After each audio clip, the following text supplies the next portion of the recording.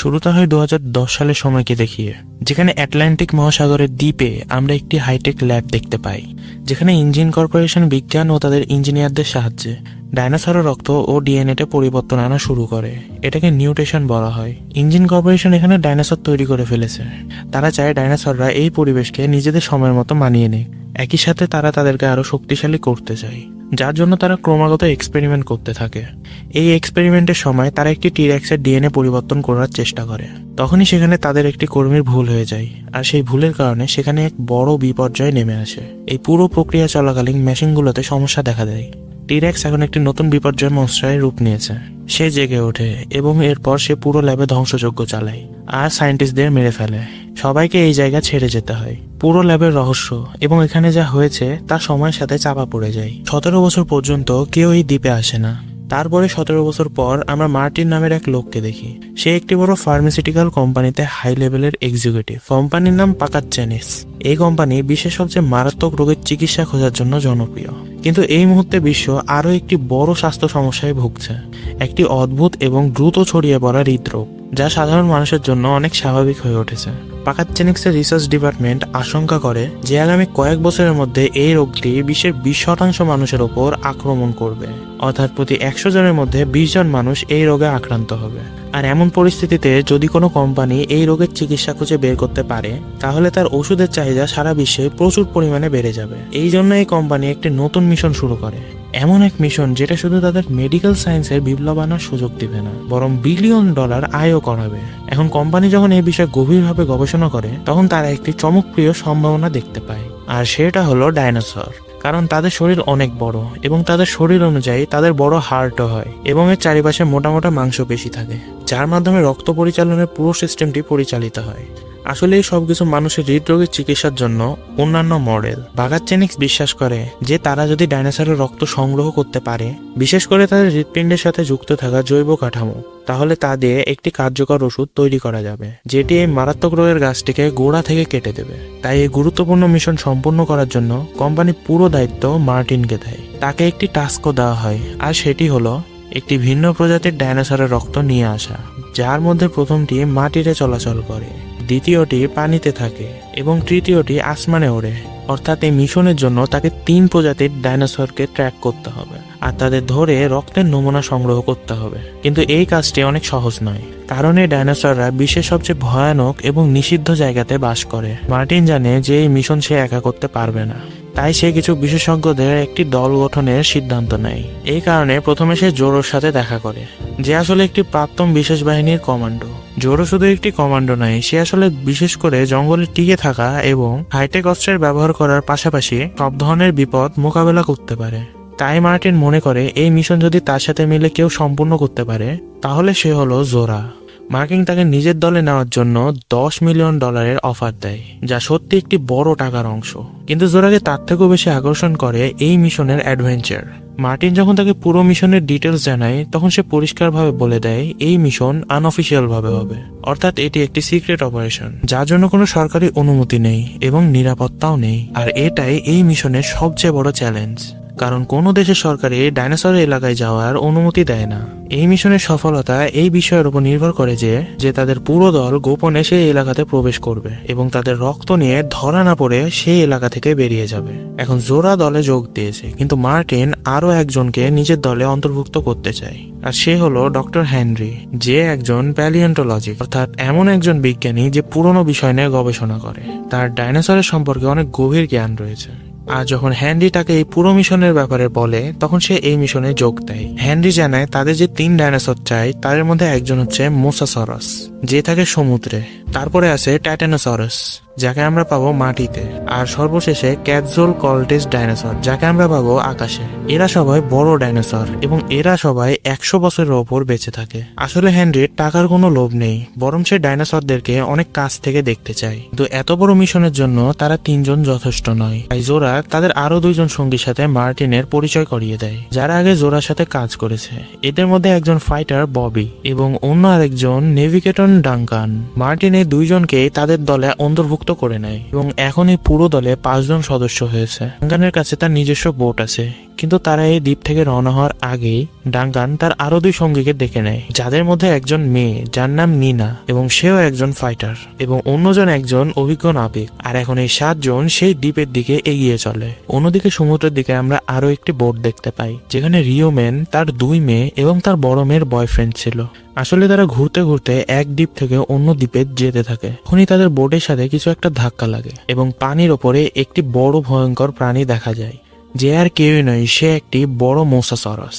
এটা একটি সামুদ্রিক ডাইনোসর, যার খোঁজে মার্টিন তার দল নিয়ে এইখানে এসেছে।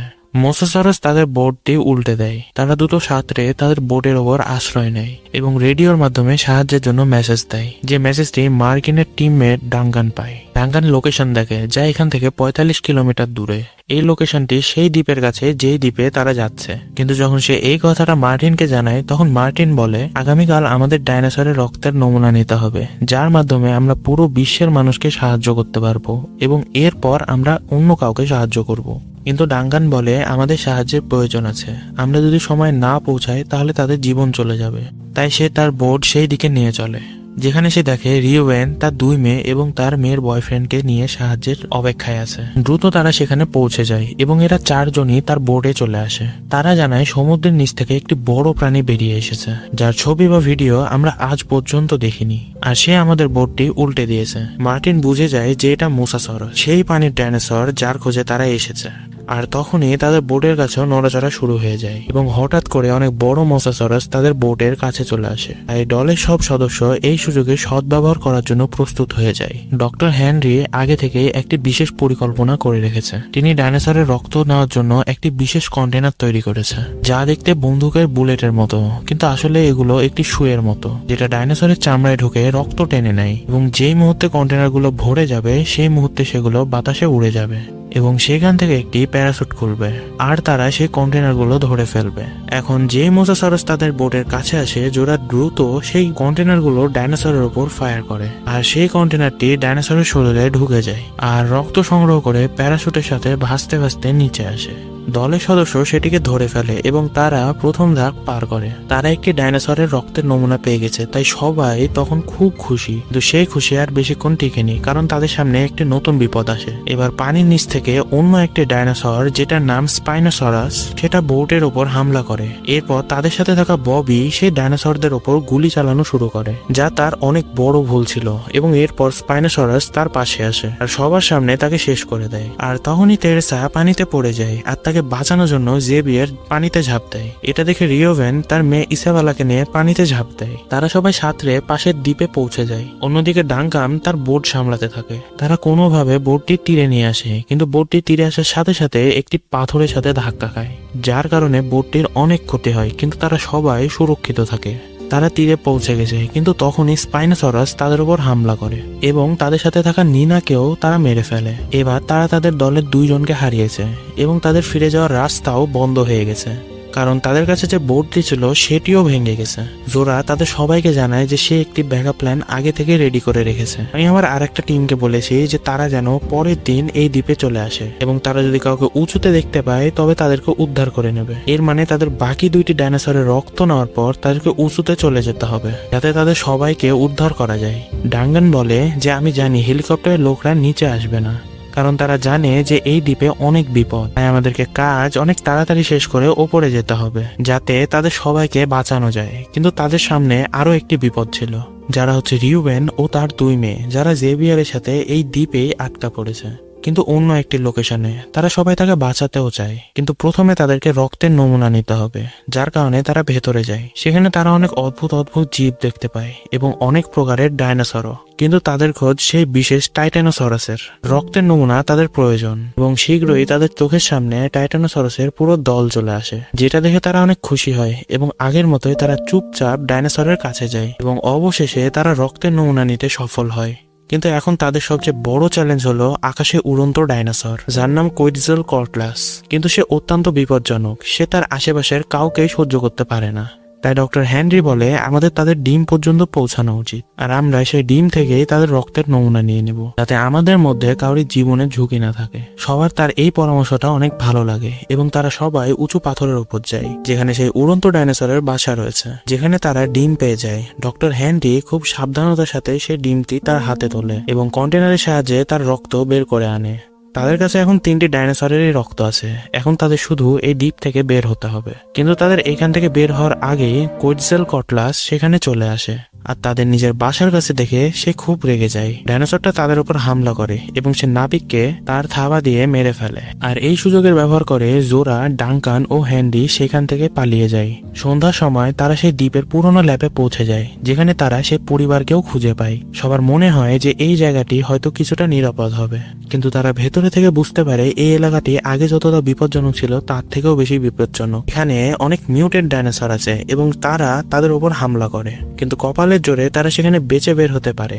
কিন্তু মার্টিন, যে এখন পর্যন্ত দলের লিডার ছিল, সে হঠাৎ করে বদলে যায় এবং সে নিশ্চিত হয় যে এই মুহূর্তে তার কাছে 3 রকমের ডাইনোসরেরই রক্ত আছে।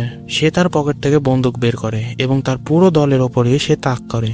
সে সবাইকে হুমকি দেয় যে এখন এই মিশন শুধু তার, আর কেউ যদি তার সামনে আসে তাহলে তাকে মেরে ফেলবে।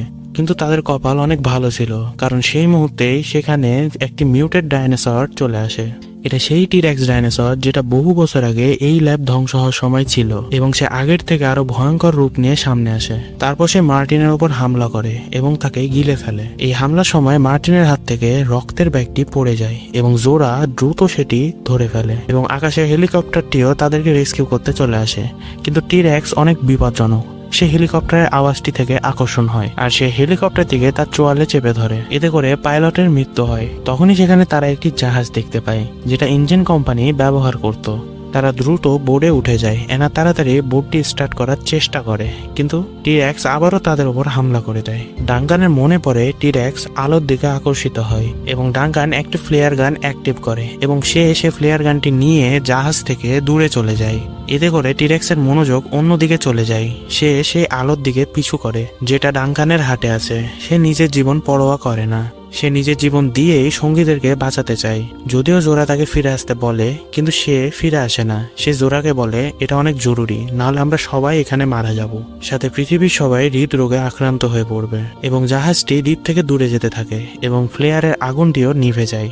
জোরার মনে হয় যে ডাঙ্কান আর এই পৃথিবীতে নেই। টিরেক্সও জঙ্গলের দিকে ফিরে যায়। কিন্তু কিছুক্ষণ পরে আরেকটি ফ্লেয়ার আকাশে জ্বলে ওঠে এবং এটি এই সংকেত দেয় যে ডাঙ্কান এখনো বেঁচে আছে।